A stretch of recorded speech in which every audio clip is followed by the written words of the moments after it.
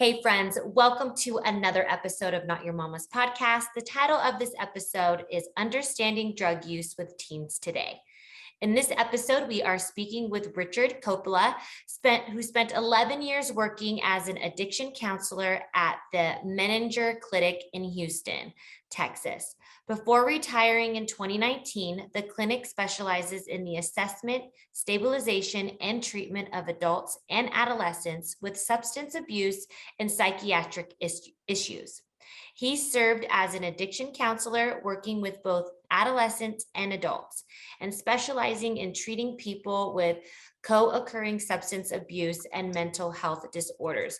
Richard, it's such an honor to have you on. I'm so excited to talk about this episode. I know that the drug pandemic is more real than ever in today's society. And thank you. Can you give the audience a little bit more about your background and how you got to where you are today? Yes, thank you, Christina, for inviting me to the program to talk about this important topic. For over 3 decades, I worked in the field of education as a state level school administrator. And as I transitioned out of that career, I moved over into mental health.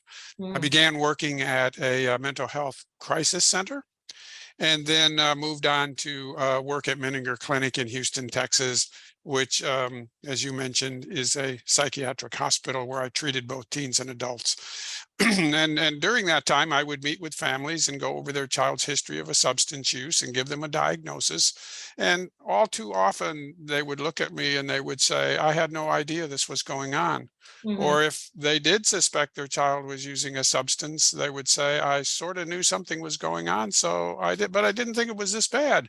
So after I left Menninger, I wrote this book, The Addicted Child, A Parent's Guide for Adolescent Substance Abuse, because I wanted parents to have the basic information, to know what the warning signs are, and to feel less afraid and more confident that if they have to deal with this issue, they feel better prepared.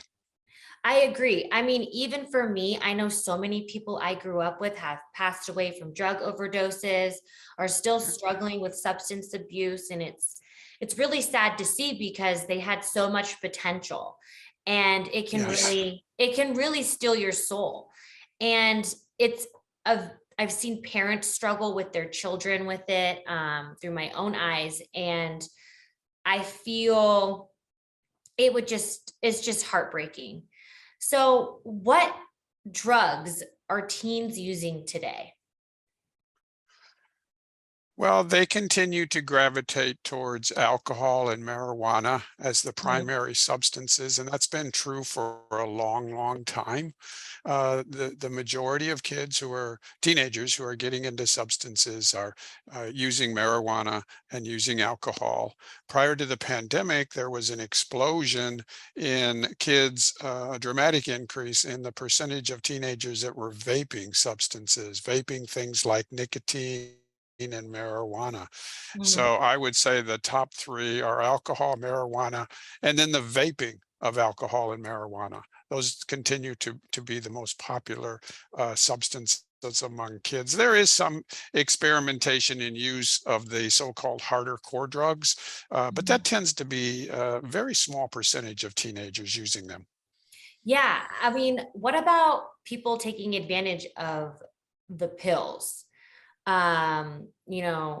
Such as like the narcotics. Do you see a lot of use in that? Because I know a lot of people struggle with that, like they're snorting the Adderall or things of that nature. Have you found people are abusing pharmaceutical drugs as well?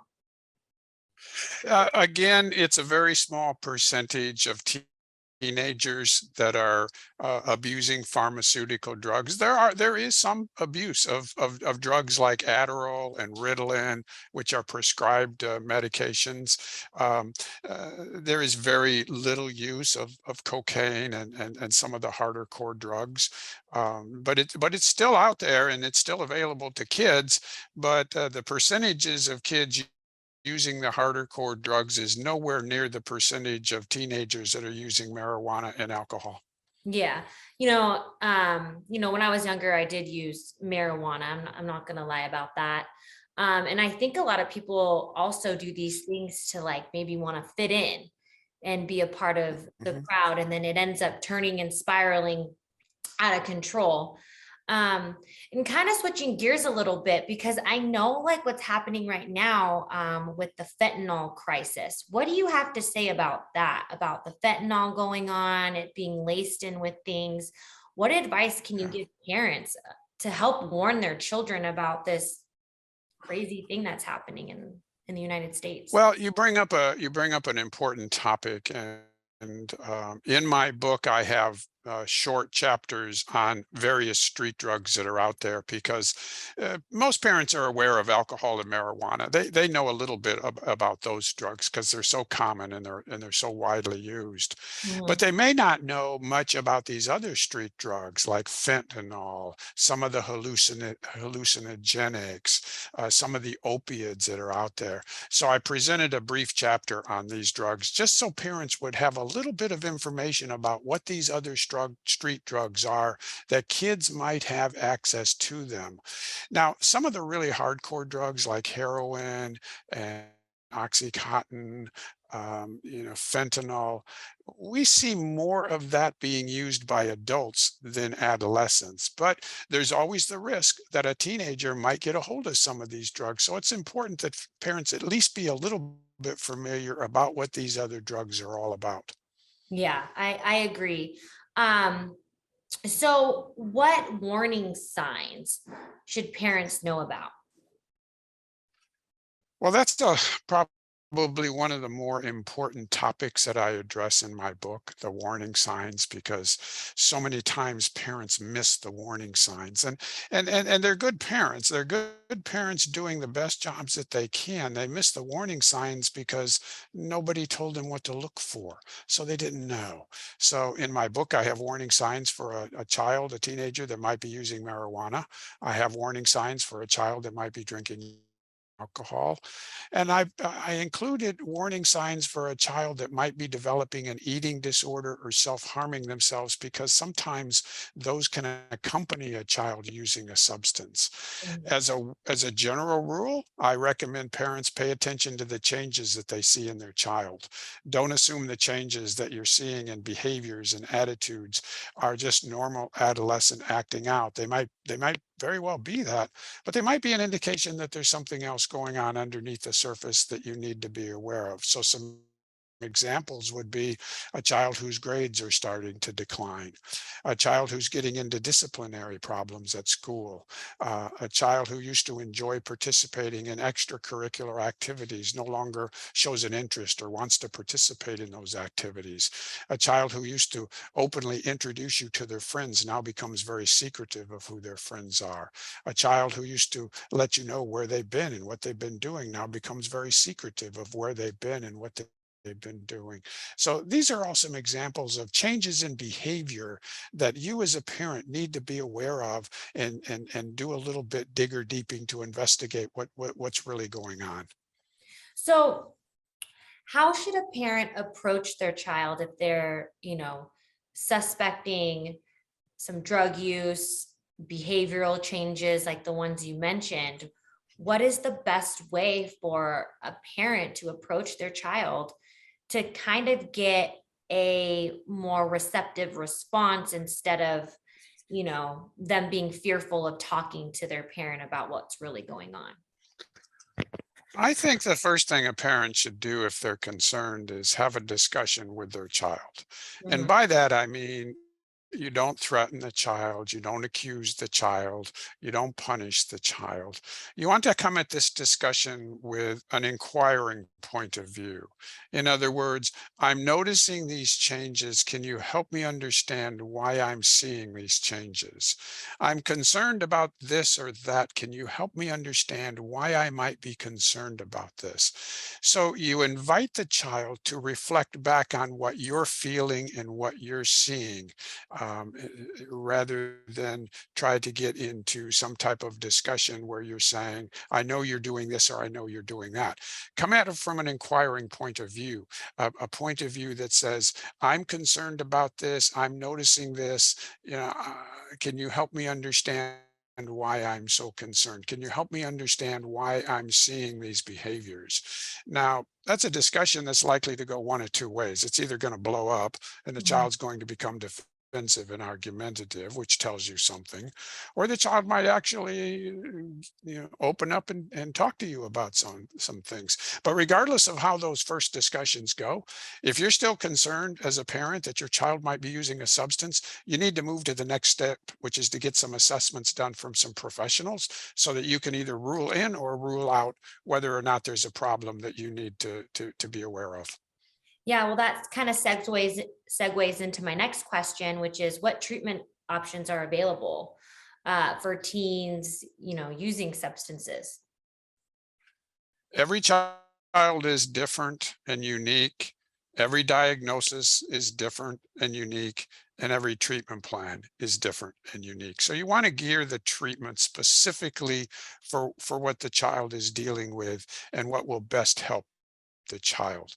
There is no treatment plan that fits every child. Yeah. Some teenagers will do very well in outpatient treatment where they see somebody once or twice a week. Others will do very well in an intensive outpatient program where they see somebody multiple times a week. And then for some children whose substance abuse is really very severe or complicated by psychiatric or psychological issues, those children tend to do well in a residential placement. So for each child, you need to get a comprehensive assessment and diagnosis, and then a treatment plan as to what is the best option that will most likely help that child. Yeah. So what do you suggest for them getting diagnosed? What type of professional should someone go to get a diagnosis on their child? Well, you will need an addictions assessment, which is what Okay. I was doing, and you will need a psychological assessment. Now, I would suggest that if you're concerned and you want to get these assessments, you first talk to the school counselor, the school social worker, or the school psychologist. Many of them can do these assessments for you, and if not, they can recommend professionals in the community that can do them for you. So I would recommend that the first person you should talk to is the school counselor, the school social worker, or the school psychologist, one of them, and they'll be able to guide you along the way as to how to get these assessments done. Okay, perfect.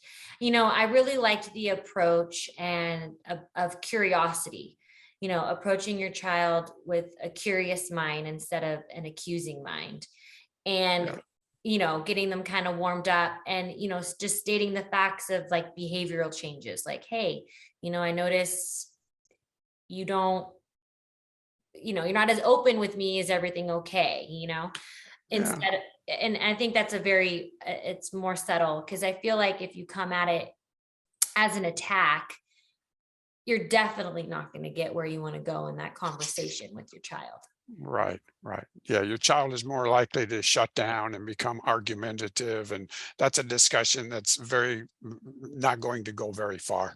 hmm So, what else should we know as parents about, this drug epidemic happening in our culture? How can we educate our children more? I think, first of all, just to become aware as a parent about all of this, about the substance abuse that's going on in the teenage population, which drugs are popular, which warning signs you should look for as a parent, to become better educated about this, to not become paranoid about it, but just to become better educated because knowledge is power. And I think the more power, the more knowledge you have over this topic of teenagers using substances, the more confident you will be as a parent that if you'll be able to recognize the warning signs, intervene early, get treatment if needed. And I think you'll just feel more confident as a parent. But unfortunately, many parents are afraid of this topic. They want to avoid it. It's a discussion that they don't want to have. They want to assume that this is something that happens to that happens to other kids. It won't Mhm. happen in their area. It won't happen to their kid. And and unfortunately, there is no child that is totally protected from getting caught up in alcohol or drugs. There's protective environments, but no child is totally protected. It doesn't matter where you live, urban, suburban, rural area. It doesn't matter your level of income. It doesn't matter what church you go to. It doesn't matter what school you send your child to. All children are vulnerable to being captured by this. So as a parent, you want to get as much information as you can about this topic. You want to know what the warning signs are, and you want to feel confident that hopefully you don't have to deal with this, but if you do, you feel prepared and you feel that you'll be able to deal with it as quickly as possible. Hey friends, I hope you are enjoying this week's episode of Not Your Mama's podcast.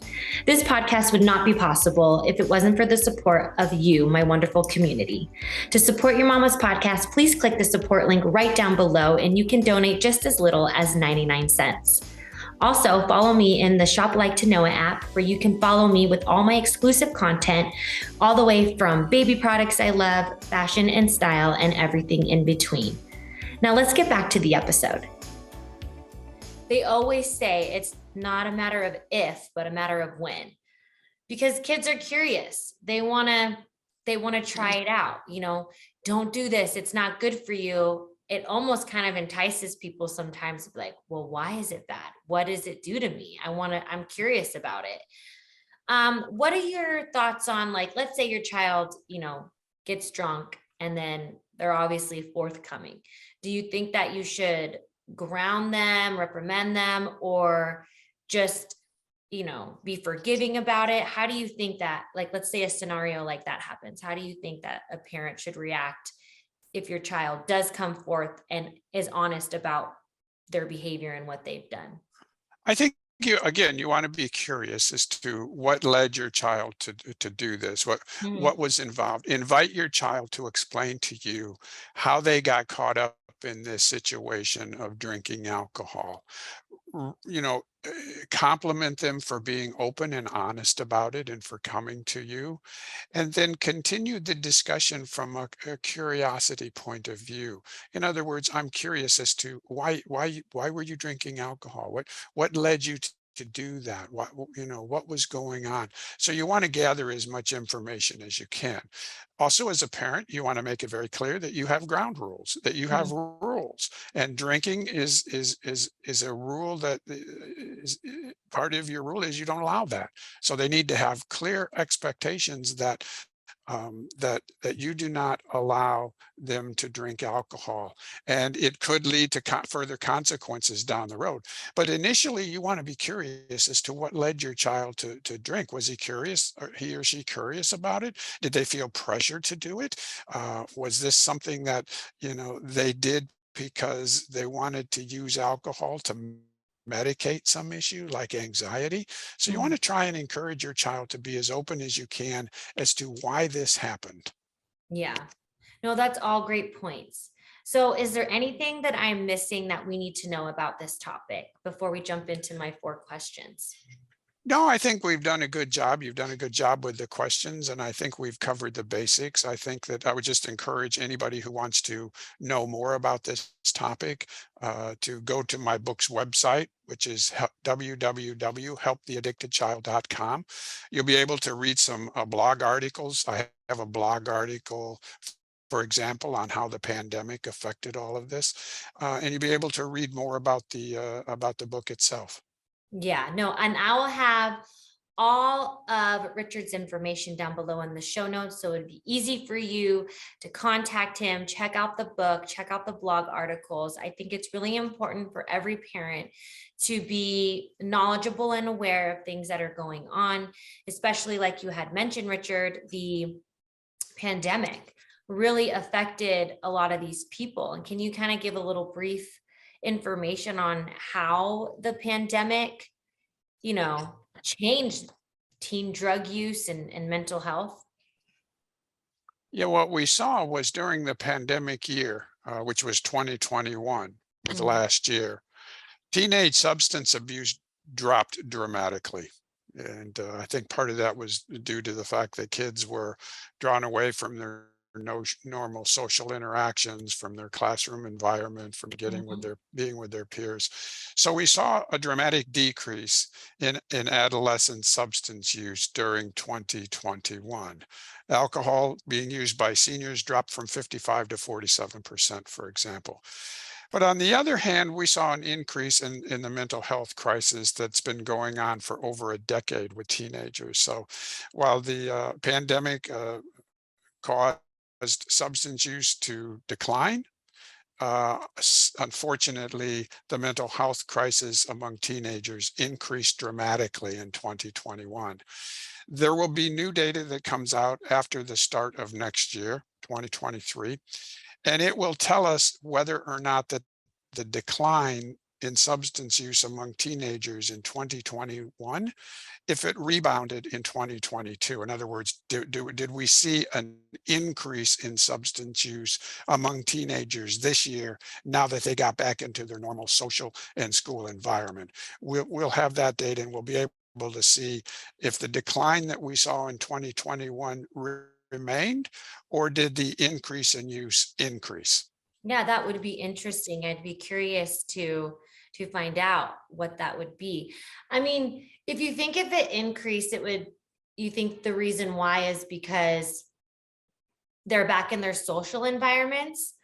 Or do you think it's because there's more mental health issues, that's why they are now numbing themselves, uh, Yeah. with I drug. think it's gonna be a combination of both. I Yeah. think getting back into the social environment will play a big factor if there is an increase. But I also think that the mental health crisis, which we've known for 10 years and seems to be getting worse, certainly plays a factor for some kids getting involved in substance use.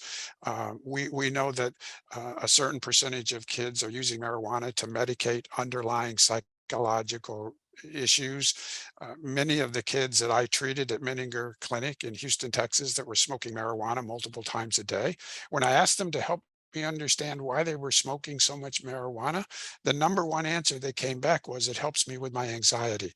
So Mm, for some kids, they're using these drugs like marijuana or alcohol to medicate an underlying mental health issue, which often gets undiagnosed. mhm. Yeah. And I think society sometimes feel like there's not a problem with marijuana or alcohol because, well, alcohol is legal. So it's like, oh, it's okay. I can do it. It's legal. And then marijuana is now slowly becoming more legal. You can buy it recreationally. Some states are also doing medically. So it's kind of opening up the worm to making it socially acceptable. So I think also that kind of plays in the factor of why kids think it's okay to use that drug, versus something that's more street legal, like the heroin and the crack and stuff. Yeah. I think there's a big part of that, the fact that marijuana use legally for adults is becoming more and more popular, more and more widespread. But the missing factor in all of that is sometimes what is okay for adults is not okay for children because of the brain development. The Totally. teenage brain is not fully developed. Our brains don't become fully developed until around age 24 or 25. So while it might be so-called acceptable by some people to smoke marijuana as an adult, smoking marijuana as an adolescent with a developing brain runs some serious risk. What kind of effects on the brain can it have? The kids that I worked with at Menninger Clinic who were smoking multiple marijuana multiple times a day were all very bright kids. I mean, their IQs were above average to superior. But when the psychological test came back from those kids, what I noticed was that the processing speed of their brain was below average, Mhm. and their short-term memory was impaired, and their motivation wasn't very good. So these drugs can have subtle changes in the brain, like the processing speed and the short-term memory. As a parent, you might not notice those changes, but there are potentially changes going on in the brain caused by these drugs that as a parent you might not readily observe, but they're Mhm. going on inside the brain. They're going on inside the brain there. Is it permanent? Like, let's say if the child, quits smoking, are they able to repair the brain in that way? Or is it kind of like irreversible damage if they were smoking or drinking at a young age?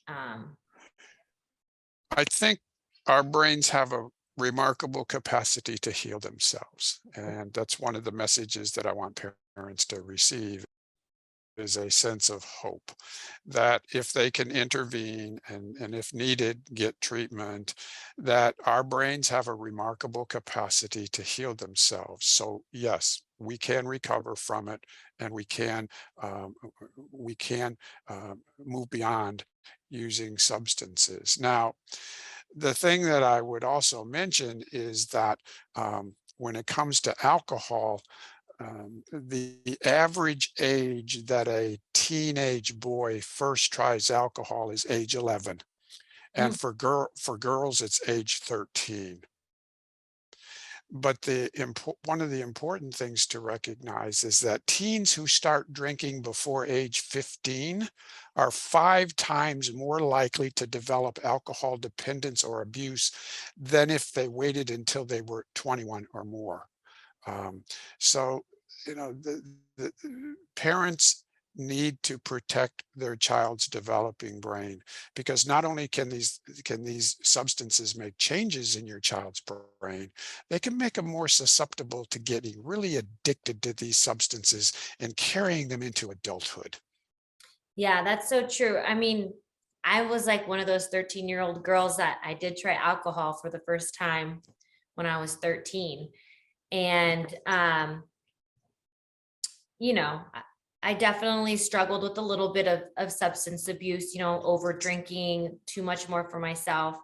And, it took me a long time to really work out of it. And learning lessons like, okay, I don't want to drink that much. But I totally see like the parallels of the signals and some of the things I was doing when I was a young teen. I used to be really athletic, and then I kind of like didn't want to really play in the sports anymore. So I Yeah. mean, those are very true and real signals and signs because I kind of lived that. um so, I mean, it really, when you were saying those, I was like, oh, wow, that it really is. You're very right about that. Um, I love having this conversation. I think it's so fruitful. And before we go, I have 4 questions that I ask all my guests. And the first question I have for you is, who and what inspires you? I think a lot of my inspiration for this work that I do comes from the teenagers that I worked with at Menninger Clinic. They were, wonderful young men and women who were struggling with a substance abuse and a mental health issue, and yet, they did such great work. Mhm. They made such great progress, and seeing them grow and seeing them overcome these obstacles was truly something that I admired watching. And it just gave me more of an inspiration to continue to reach out and try to help them and the families too. I have had a lot of empathy for the pain that these parents were going through, and I wanted to continue to reach out and try to provide a resource that would help them. So I would say my inspiration came from the teenagers I was working with and their families. No, I love that answer. I can only imagine watching someone grow and change and help them become a better Yeah, person that they were yesterday. I mean, it's probably really rewarding, and it especially, is. yeah, I can only imagine. So what is something you wished you knew when you were younger? Uh, I wish I had the wisdom to understand that you know we we will all make mistakes, and we can all grow and learn from those mistakes. And that the important thing is not so much the mistakes that you make, because you will make mistakes, but what can you learn from those mistakes? How can you grow from them?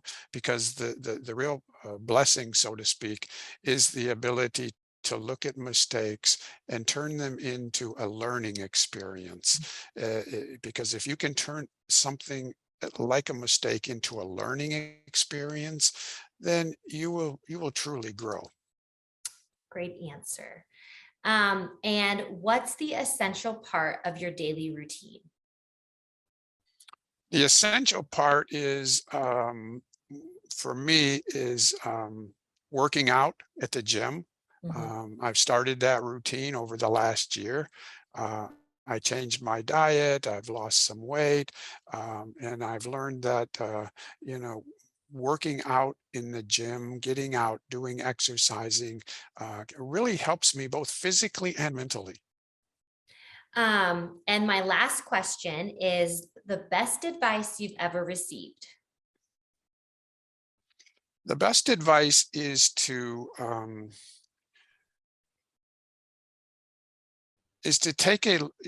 not beat yourself up over mistakes that you made in the past, but to take those mistakes and turn them into a learning experience and turn them into a strength.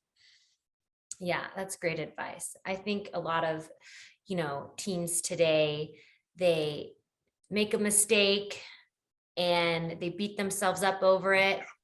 But you got to give yourself grace. And I know that's something I'm learning too. And we can be our own worst enemy at times. And we need to Yes. remember to be our best friends. Like, would we talk to our best friend that way?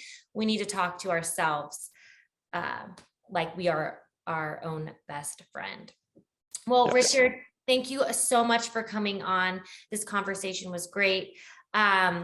Thank you everyone for listening to another episode of Not Your Mama's podcast. And I hope to hear you and see you in the next one. Thanks, guys. Thank you for listening to this week's episode of Not Your Mama's podcast. If you're enjoying the show, please feel free to rate, subscribe, and leave a review wherever you listen to your podcasts. We really appreciate it, and we'll see you in the next one.